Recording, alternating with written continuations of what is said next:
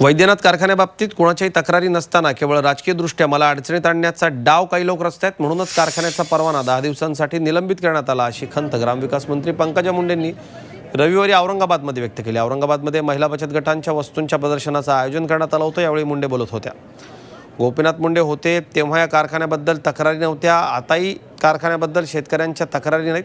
अपघातात ज्यांच्या घरचे लोक दगावले आहेत त्यांच्याही तक्रारी नाही आहेत। हजारो शेतकऱ्यांचं भवितव्य या कारखान्यावर अवलंबून आहे, असंही यावेळी पंकजा मुंडे म्हणाल्या।